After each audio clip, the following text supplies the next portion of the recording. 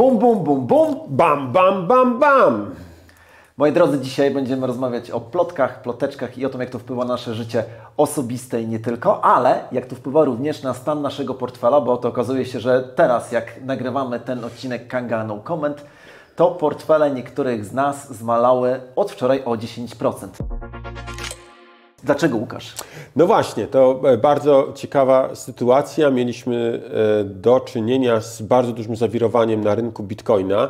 Bardzo gwałtowny spadek, o 10% właśnie Bitcoin spadł z ponad 45 do 41 tysięcy.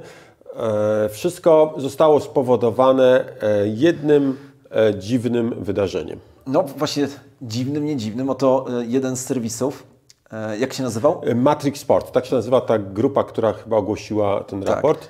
Napisała, że zgodnie z ich wiedzą i przekonaniem wszystkie wnioski ETF-owe, które miały być zaakceptowane właśnie w styczniu, zostaną odrzucone. I o tym mamy się już zaraz przekonać. Oczywiście nie do końca taka informacja była, bo ja na przykład dostałem tweeta od znajomego, który mówił jednoznacznie: hej Łukasz, czy wiesz, że SEC odrzucił ETF-y? I myślę, że to jest kluczowa sprawa, o której będziemy też dzisiaj mówili i podkreślali.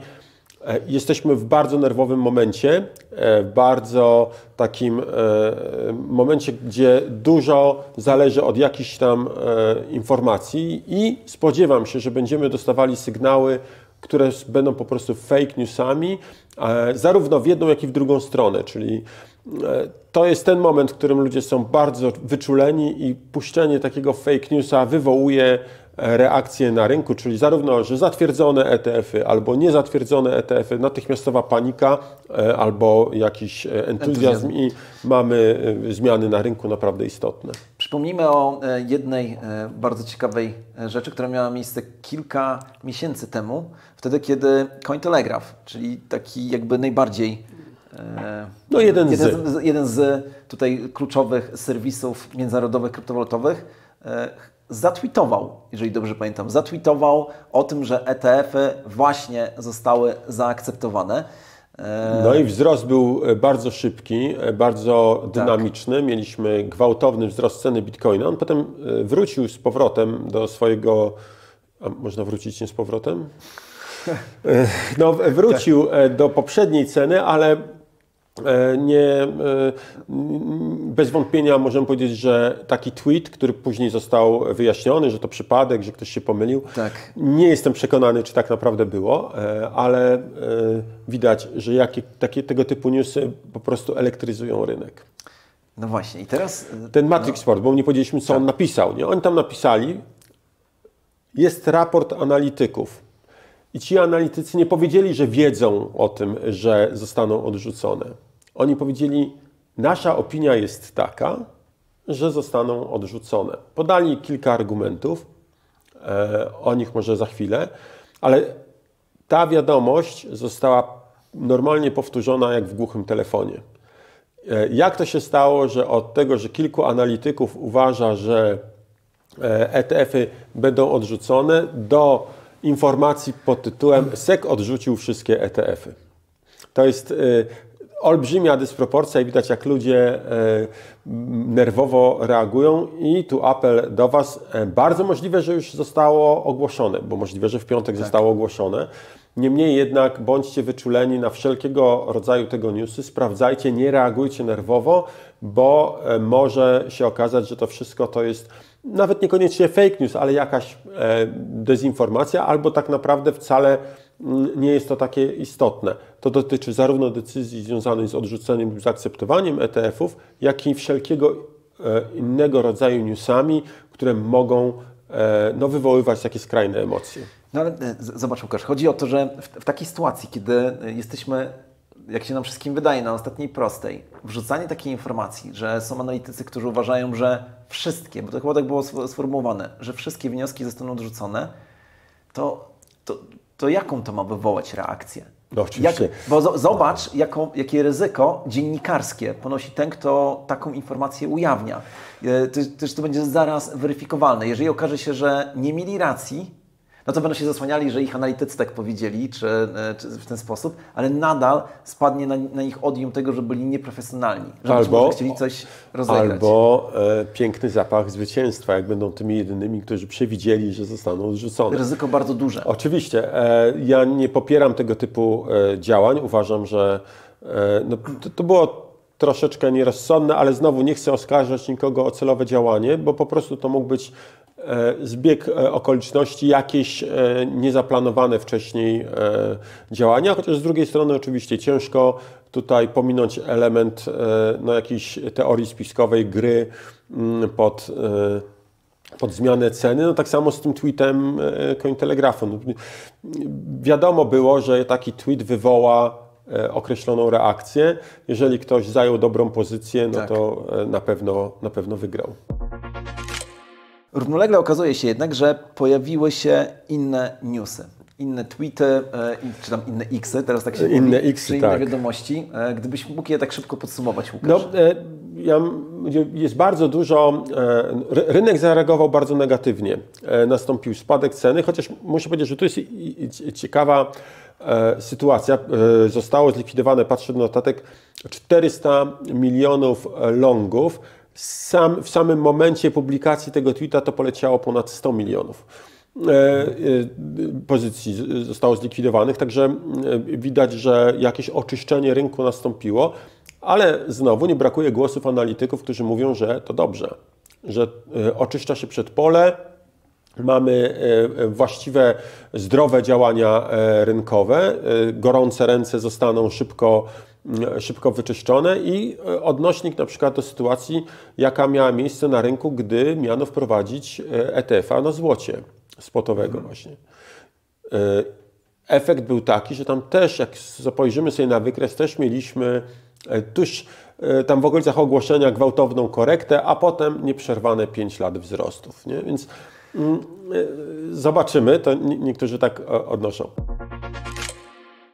Inny tweet, inny X od również znanego Xowicza, to AP Abacus napisał bardzo ciekawą informację. Znowu wiarygodność tej informacji nie wiemy, nie jesteśmy w stanie zweryfikować, natomiast możemy weryfikować tego, kto nadaje. Wiemy, że to jest dosyć znana osoba, która wielokrotnie już dawała ciekawe i poprawne informacje. Otóż on mówi właśnie pracownicy JP Morgan i BlackRocka dostali okulnik z instrukcjami dotyczącymi prowadzenia sprzedaży ETF-a bitcoinowego. Bardzo, bardzo ciekawy news. Kolejna rzecz. I tutaj już nie musimy polegać na newsach od różnych Xowiczów albo YouTuberów, ale można, to jest informacja jawna. Otóż Fidelity, jeden z tych funduszy, który czeka właśnie na ogłoszenie swojego ETF-a spotowego na Bitcoinie. Otóż Fidelity złożyło wniosek, który się nazywa formularz 8A i to jest wniosek rejestrujący papier wartościowy, właśnie ten spotowy ETF. I to jest coś, że to jest inny, że Fidelity nie złożył wniosek o to, żeby mieć ETF-a, tylko złożył jakby taki wniosek, który zakłada, że oni tego ETF-a już dostali, albo zaraz dostaną. Tak. Że zgodę dostali i teraz muszą wydać taki wniosek, muszą zarejestrować ten papier wartościowy w Komisji do Spraw Giełdy i Papierów Wartościowych i wtedy będzie mógł być notowany na giełdzie. Więc jakby taki ruch wyprzedzający, oczywiście każdy może złożyć taki formularz, tutaj nie ma problemu, on może być odrzucony, no bo nie ma zgody na przykład na taki instrument, ale oni już złożyli, może coś wiedzą. Jeszcze jeden ciekawy news. Otóż Goldman Sachs publicznie ogłosił, że chce być kimś takim jak autoryzowany partner i chce prowadzić sprzedaż ETF-u spotowego bitcoinowego, który prowadzi BlackRock i tego, który będzie prowadził Grayscale. Także sytuacja taka mocno zagęszczona. Ja mam takie poczucie, że naprawdę jest nerwowo i wszyscy wiedzą, że zatwierdzenie albo odrzucenie, bo powiedzmy sobie Jasno, odrzucenie ETF-ów to też będzie silny sygnał. Tylko w drugą stronę, ale też będzie, to będzie bardzo silny sygnał. Nie ukrywam, że z tej perspektywy ideologicznej, kiedy ja wczoraj dostałem tę informację, przy czym ja oczywiście dostałem informację pierwszą, że zostało odrzucone. No tak jak ja. Właśnie. No to sobie pomyślałem, dobrze, nie, bo mi się bardzo podoba to zdanie, że byki wchodzą powoli do góry. To niedźwiedzie skaczą z okien, a byki wchodzą powoli do góry i na przykład to, że rynek stracił tylko 10%, ja potraktowałem jako dobry znak. To oznacza, że... Znaczy pytanie jest takie, kiedy ta informacja będzie już pewna i publiczna, gdyby się okazało, że faktycznie te ETF-y nie ma tej zgody na ETF-y, przynajmniej teraz, to czy nadal by nie było jakiejś korekty, ale jeżeli mówimy o korekcie tylko 10% przy takim newsie, to sobie myślę, to oznacza, że Bitcoin ma naprawdę bardzo solidne fundamenty. Bardzo solidne fundamenty, bo to również oznacza, że dużo ludzi gra nie tylko pod te ETF-y, tylko gra po prostu pod ciągły wzrost wartości. Ja tak to zinterpretowałem. No, jest to bardzo, bardzo dobra interpretacja, bo faktycznie spadek Bitcoina, którego ja się spodziewam, jeżeli oficjalnie ETF-y zostaną odrzucone, no to raczej celowałem w kierunku minimum 20%, czyli zejście poniżej 30, nawet 38-35 tysięcy dolarów. Są tacy, którzy mówią, że spadek sięgnie 20-25 tysięcy dolarów. Znaczy, że taka cena będzie po tym negatywnym komunikacie. To jest bardzo radykalne. Nie sądzę, żeby aż tak bardzo. Natomiast takie prognozy są. I pamiętajcie wszyscy, że oprócz tego, żeby sprawdzać informacje, to również samemu zdecydować się, na jakie ryzyko jesteśmy gotowi, nie? Bo to jest ważne. A skoro już się zwracam do Was, to stały apel, subskrybujcie, klikajcie w dzwoneczek, łapka w górę, jeżeli Wam się podoba ten materiał, no i napiszcie komentarz, co o tym myślicie, dlaczego, jak wpłynął ta informacja o tym raporcie, o tym rzekomym odrzuceniu ETF-ów na cenę Bitcoina. Dajcie znać, co Wy o tym myślicie. A teraz, moi drodzy, łamiąca wiadomość albo breaking news. Oto okazuje się, że na Telegramie coś się pojawiło. Tak, w sobotę wieczorem pojawiła się bardzo ważna ankieta. Otóż ta ankieta będzie decydowała o tym, czy wyniki tej ankiety może zadecydują o tym, jak będzie. Otóż pytamy się Was na Telegramie, czy uważacie, że ETF-y zostaną zatwierdzone do środy, czy uważacie, że jednak zostaną odrzucone. Dajcie znać, co o tym myślicie. Możecie teraz komentować, ale koniecznie weźcie udział w tej ankiecie. Niejedna łamiąca wiadomość jest w dzisiejszym odcinku No Comment, ale aż dwie takie wiadomości. Otóż rozmawiamy o ETF-ach, bitcoinach, kryptowalutach, notowaniach itd. Sławku, co to jest? Gdzie ja się mogę dowiedzieć, o co w tym chodzi? No pewnie, że możecie się o tym wszystkim dowiedzieć w Kanga University. No i właśnie tam Was zapraszamy. Kanga University, źródło wiedzy, zupełnie za darmo, bez żadnych haczyków, dla każdego początkującego, zaawansowanego, jak i eksperta. Tak jest. Link pojawia się gdzieś tutaj i na pewno w opisie gdzieś tam na dole. Okazuje się, że jeżeli chodzi o wprowadzenie jakiegoś fermentu, to nie jest jedyne wydarzenie, czy nie jest jedyna rzecz, która miała miejsce w ciągu ostatnich kilku dni. No bo myślę, że ci, którzy nas oglądają, wiedzą o tym. Google, które jest źródłem wielu różnych informacji dla wielu różnych instytucji, w tym informacji finansowych, podawało zły kurs. Dokładnie czego, Łukasz? Wiemy o tym, może innych aktywów również, ale na pewno podawał zły kurs dolara do złotówki. No właśnie. To była bardzo, bardzo ciekawa sytuacja, bo nagle się okazało, że na Google ten wykres wygląda bardzo, bardzo dziwnie, bo to była taka bardzo regularna, wznosząca się krzywa. Taka, widać, że co chwilę wzrasta o tyle samo, no i kurs najwyższy, jaki widziałem, to było 5 zł i 8 groszy. Widziałem screenshoty, które pokazywały nawet 10 zł za $1, no ale na żywo nie widziałem. Wiem, że bardzo szybko zniknął, czyli po dniu zniknął ten wykres na Google i nie wiem, czy już teraz został przywrócony, no ale zniknął. Czyli jak wpiszemy w Google USD spacja PLN spacja chart, to nie zobaczymy tego wykresu. Wyjaśnijmy sobie, czy powiedzmy, jakie to miało znaczenie. No bo to nie chodzi tylko o to, że Google podawał fałszywą informację i istotna, choć nie wiemy jak bardzo istotna, ale jakaś część inwestorów w oparciu o tę daną podejmowało swoje decyzje inwestycyjne, tak? Bo nie weryfikowało tego gdzie indziej. Ale problem polega również na tym, że niektóre giełdy czy platformy kryptowalutowe w oparciu o ten kurs prowadziły jakąś swoją politykę albo market makingu, albo arbitrażu, co naraziło niektóre giełdy na to, że dochodziło do niekorzystnych transakcji na platformach, bo przypomnijmy jedną rzecz, że jeżeli jakaś giełda robi samodzielnie market making jakiejś pary, to oznacza, że nie zawsze, kiedy ja robię transakcję jako osoba fizyczna, nie zawsze robię z drugą osobą, bo to by nie było problemu. Wtedy tylko robię niejako z giełdą. Tak? No, robię transakcję. Z giełdą, ja myślę, że formalnie to zawsze będzie osobna jednostka, jakaś osobna firma, ale która działała wbrew swojemu interesowi. Dokładnie. Tak naprawdę. No, sprawa była na pewno bardzo poważna, ponieważ nawet minister finansów Polski wystosował odpowiednią notę do Google'a, ponieważ jak się okazało, nie tylko Google podawał tą fałszywą informację, ale również Bloomberg. Tak. Więc zamieszanie się zrobiło. Jestem przekonany, że wiele osób, nawet mogę powiedzieć, sam miałem kilka rozmów ze znajomymi, którzy powiedzieli: Łukasz, ja nie śledzę kursu złotówki do dolara codziennie.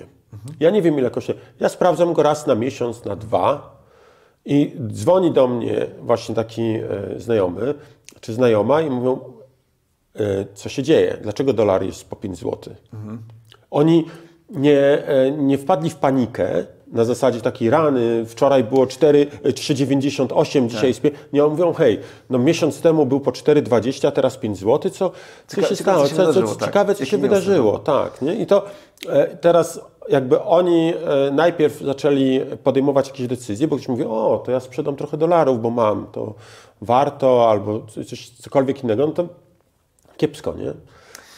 Niewłaściwe. No i teraz moje pytanie jest takie, czy te dwa wydarzenia, zły kurs na Google i to, co w tej chwili dzieje się a propos fermentu wokół zgody na ETF-y, czy jakakolwiek korelacja pomiędzy nimi może występować?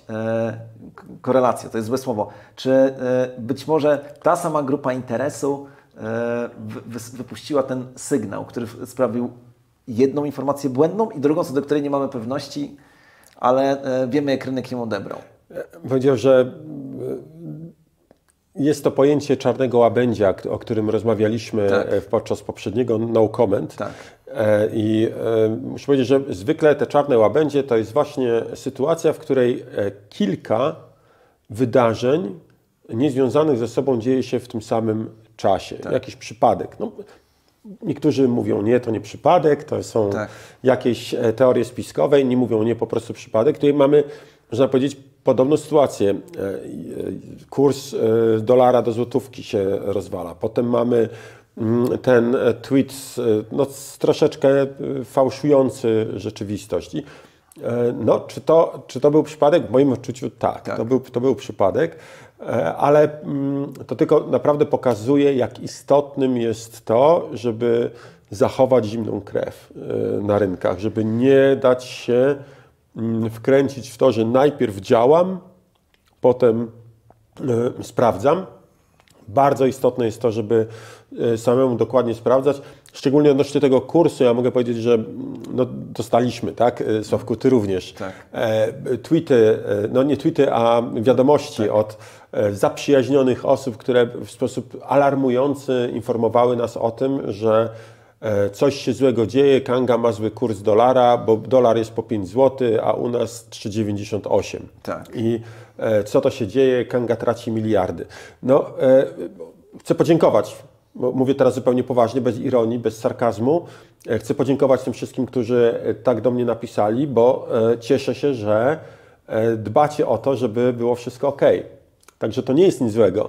Nie, wręcz cieszę się, że dostałem takie newsy i myślę, że Sławek również jest zadowolony, bo mogliśmy dzięki temu sprawdzić, czy wszystko jest ok i się upewnić, nie, wszystko jest dobrze, nie ma żadnych problemów. Natomiast widać, że te informacje rozprzestrzeniają się po prostu błyskawicznie, ludzie piszą, i no, całe szczęście, że ktoś nie podjął jakiejś, przynajmniej nikt z moich znajomych, jakichś decyzji biznesowych. Jedną historię, o której słyszałem kiedyś od rodziców. Możecie sprawdzić później, czy ona jest prawdziwa. Oto okazuje się, że kiedyś wyniki Totolotka, dawno temu, to nie jest tak, że była od razu transmisja w telewizji, tylko podawało się jakoś w gazecie.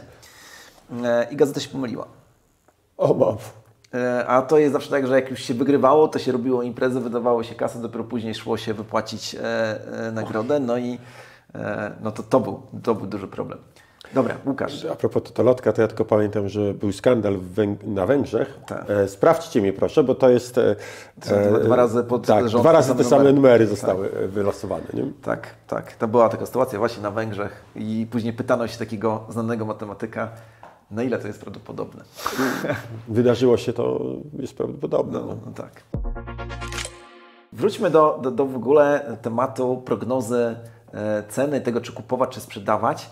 No, jeden z takich naszych, no nie chcę powiedzieć, że ulubionych, ale jeden z bardzo ciekawych prezenterów CNBC, który dawał swoje prognozy co do kryptowalut i nie tylko. Ktoś, kto ma doświadczenie w ogóle, jeżeli chodzi o fundusze. Powiedział, możesz przypomnieć jego nazwisko? Tak, Jim Cramer. Tak. Jim Cramer to jest host, gospodarz programu Mad Money na CNBC. Bardzo popularny program o inwestowaniu właśnie, w co inwestować, analizy takie krótkoterminowe, długoterminowe. Tak, no i jakby on miał pewną cechę, taką przywarę, czy pewna zależność u niego została ostatnio ujawniona. Cokolwiek powiedział na temat kryptowaluty, to prawie zawsze było odwrotnie. Tak, bo czyli działa na zasadzie negatywu takiego. On przyjął taką metodę i chwała mu za to. No i teraz okazuje się, że na przestrzeni ostatnich tam kilkunastu czy kilkudziesięciu godzin powiedział, że jednak kryptowaluta, Bitcoin to jest technologia, na którą warto się pochylić i warto można na nie postawić. Tak. Jak to interpretować? Jak to interpretować? I ja teraz właśnie powiem Ci, bo znalazłem krótki komentarz do tego. Tak. Otóż nie sprawdziłem tego, także znowu apel do Was, nie tylko łapka w górę, nie tylko subskrypcja, nie tylko dzwoneczek, ale sprawdźcie mnie i potwierdźcie lub zaprzeczcie. Otóż ten program był puszczony kilkanaście minut przed tym gwałtownym spadkiem. A czyli on już jakby zrealizowany jest, tak. Bo właśnie, tak mówiąc zupełnie wprost, naprawdę było tak, jak Jim Cramer mówił, koniec Bitcoina należy sprzedawać, to się okazywało, że Bitcoin szedł do góry. A jak na przykład teraz mówił, tak, w 2023 roku, jak mieliśmy te dołki, to on mówił, koniec, trzeba sprzedawać, wychodźcie z Bitcoina. Nawet CZ, jeżeli dobrze pamiętam, gdzieś tam w jakimś tweetie nabijał się z niego. Okej. Natomiast jak mieliśmy szczyty i ATH Bitcoina o 21, to on mówił faktycznie, słuchajcie, dobra inwestycja, warto kupować. No, nie wiem jak jego inne prognozy, zakładam, że z innymi jednak jest trafny, skoro jest cały czas popularnym prezenterem i występuje. Natomiast no, tutaj z Bitcoinem nie zadziałał. Możemy spojrzeć na to w ten sposób. Powiedział, żeby kupować, Bitcoin spadł, więc jest ok. Zakładam, że zaraz wyjdzie i powie, przepraszam, miałem powiedzieć, że sprzedawać. I jeżeli on teraz wyjdzie i powie sprzedawać, to super, bo to znaczy, że Bitcoin będzie rósł. No a oprócz tego, co działo się na rynku, o czym mówiliśmy przed chwilą, to wydarzyły się jeszcze dwie, myślę, że więcej, ale dwie ciekawe rzeczy, o których myślę, że powinniśmy wspomnieć. Co u Zaora słychać, Łukasz? U Rafała Zaorskiego, no muszę powiedzieć, że pozdrawiamy Rafała i to znowu nie sarkastycznie, nie ironicznie, tylko tak od serca. No Rafał, muszę powiedzieć, zrobił coś, co rzadko widać na rynku. Rzadko się dzieje, żeby jakiś analityk czy ktoś, kto zajmuje się tradingiem, wyszedł na scenę i powiedział, słuchajcie, no w tej sprawie się myliłem. I faktycznie Rafał to zrobił. Myślę, że to wymaga dużej odwagi, i wyjść, powiedzieć, hej, pomyliłem się co do kursu Bitcoina. Przypomnijmy, Rafał stawiał na to, że Bitcoin będzie spadał. Nie pamiętam dokładnie kwoty, ale chyba przy 38 albo przy 32 tysiącach Rafał zaczął shortować Bitcoina. Nie udało się, tak bywa. Czasami tak się dzieje, ale przyznanie się takie publiczne, myślę, że to był bardzo dobry ruch. Cieszę się, że to zrobił. Myślę, że w tym samym uciął wszelką dyskusję i jakąkolwiek taką właśnie niemiłe wymiany zdań. I bardzo dobrze. Teraz ciekawy pomysł. Prowadzi podzielenie tego apartamentu na 20 tysięcy NFT-ków. No, odważnie. A ja może dorzucę, czy skomentuję sytuację, która ma miejsce z Michaelem Saylorem, naszym ulubieńcem, czyli człowiekiem, który naprawdę, trzeba przyznać, że jest odważny i jest konsekwentny, bo to też ma znaczenie. Przypomnijmy, Michael Saylor samodzielnie, ale to jest akurat mi ważne, jako reprezentant takiej organizacji, która się nazywa MicroStrategy, od długiego już czasu systematycznie kupuje duże ilości Bitcoina. I uwaga, moja wiedza jest taka, że on w ogóle tego Bitcoina do tej pory nie sprzedał. To znaczy kupuje, przyjmuje tą zasadę, że Bitcoina się tylko kupuje, nigdy sprzedaje. Nie wiem, jak w tej chwili to wygląda, ale tydzień temu, jak sprawdzaliśmy, jak wygląda jego zyskowność, no to wyglądało to dość solidnie. Teraz przy tej cenie Bitcoina, którą mamy w tej chwili, pewnie nadal jest zyskowny, ale bardzo. Trzeba jasno przyznać, że były takie momenty, że on był grubo pod wodą, wtedy kiedy była... Zbliżał się, był bardzo blisko momentu, w którym nastąpiła likwidacja jego pożyczek, jego tam tych pozycji, a mimo to przetrwał. I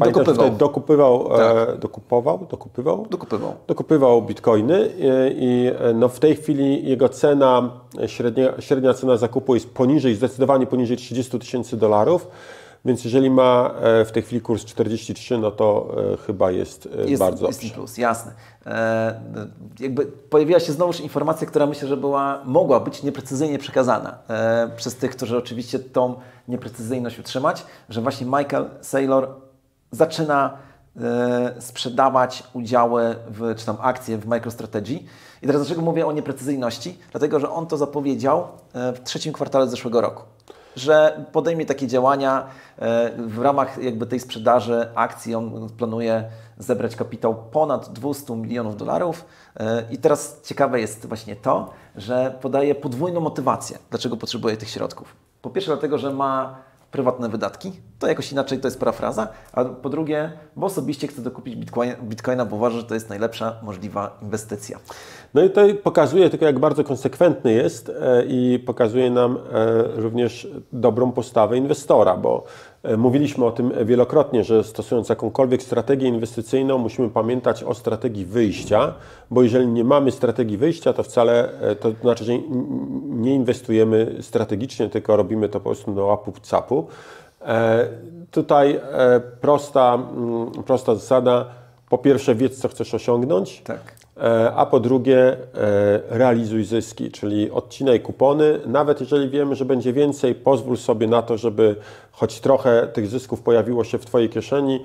Tak jak mówiliśmy, po to, żeby odczuć choć trochę smak zwycięstwa, bo jeżeli cokolwiek złego się stanie, no to już tego smaku nie odczujemy, a te kupony pozostaną z nami. No tak, już nie będą takie fajne i świeże, jak były wcześniej.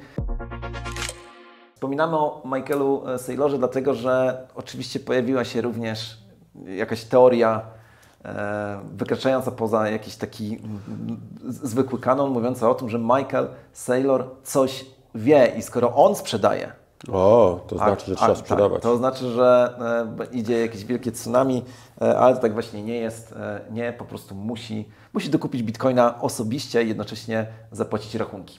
Kto z nas nie musi zapłacić rachunków? Oczywiście. A propos płacenia rachunków, jeżeli jednak nie chcecie sprzedawać Bitcoina, to jest ciekawe rozwiązanie na Kanzę. Jak zwykle mówimy o Kanga Loan, jednym z ulubionych naszych produktów. Kanga Loan, który ostatnio zasililiśmy dość istotną kwotą kapitału. No i jak się okazało, spodziewaliśmy się, że wystarczy na tydzień, a wystarczyło na mniej więcej 1,5 dnia, może trochę mniej. Tak, no wiemy, że jest duże zapotrzebowanie i to zarówno po dwóch stronach. Są ludzie, którzy pytają się, w jaki sposób mogą zapewnić płynność tym pożyczkom i czerpać dochody z procentu od krypto, którym zabezpieczają czy dają tą płynność, jak i również od osób, które potrzebują tych pożyczki, nie chcą sprzedawać bitcoina, a chcą zapłacić rachunki, chcą zapłacić, nie wiem, podatek, który trzeba przecież zapłacić za zeszły rok, bo już się rozliczają, czy też po prostu chcą dokupić bitcoina. No i mamy tutaj dobrą informację, otóż w najbliższych dniach zostanie uruchomiona kolejna pula stakingowa, która będzie dedykowana pod zapewnienie płynności. Nawet z tego co wiem, to będą dwie różne pule o różnych okresach trwania i zachęcam Was do tego, żebyście pozostawali z nami w kontakcie. Śledźcie nasze media społecznościowe, śledźcie Telegrama, żeby dowiedzieć się więcej i być jednym z pierwszych osób, które dowiedzą się o tej nowej puli stakingowej, bo spodziewamy się, że te pule są ograniczone. Tak. Zarówno pod kątem ilości osób, jak i kwoty łącznej, która będzie zbierana. Czy spodziewamy się tego, że te pule szybko się wypełnią chętnymi i nie będzie po prostu miejsca dla każdego, ale ci pierwsi, ci, którzy słuchają naszych mediów, ci, którzy subskrybują, lajkują i mają ten dzwoneczek, czyli dostają pierwsi te wszystkie informacje, te osoby będą na bieżąco i dowiedzą się jako pierwsze, będą mogły szybko zadziałać. No dobra, Łukasz, czy coś jeszcze mam do dodania? Czy przychodzimy do Mamy oczywiście do dodania jeszcze dwa najistotniejsze fakty dzisiejszego spotkania. I tutaj musimy dodać jedną ważną cechę tych faktów, że to są fakty autentyczne. Tak. Także mówimy o faktach autentycznych. Może ja zacznę.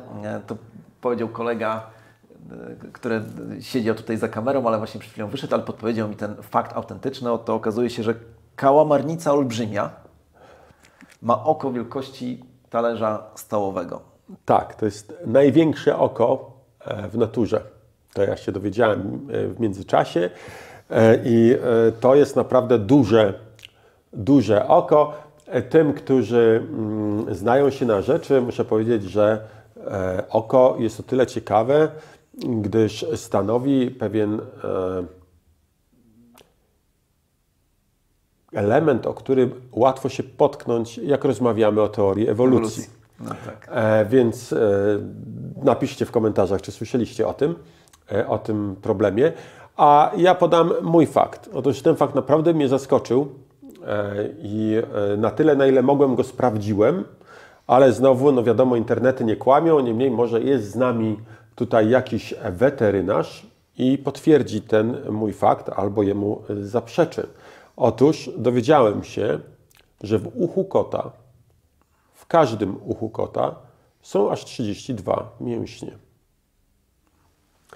I tymi faktami, zaskakującymi jak widzę, zostawiamy Was w tym weekendzie pełnym wrażeń, bo dni, które przed nami są, bo nie spodziewam się, żeby w piątek była informacja o ETF-ach, więc myślę, że napięcie dalej rośnie.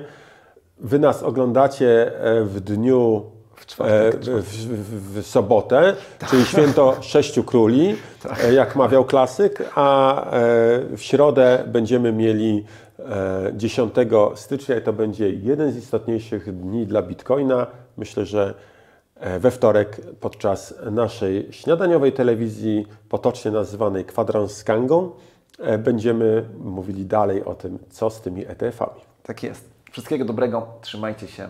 Hej. Cześć. 7, 8, dziesiątek będzie. W środę. W środę będzie 10. Myślałem, że w dziesiątek. 4. Moi drodzy... Tak to zaczyna? 100% potwierdzony, autentyczny fakt, czysta prawda. Tak.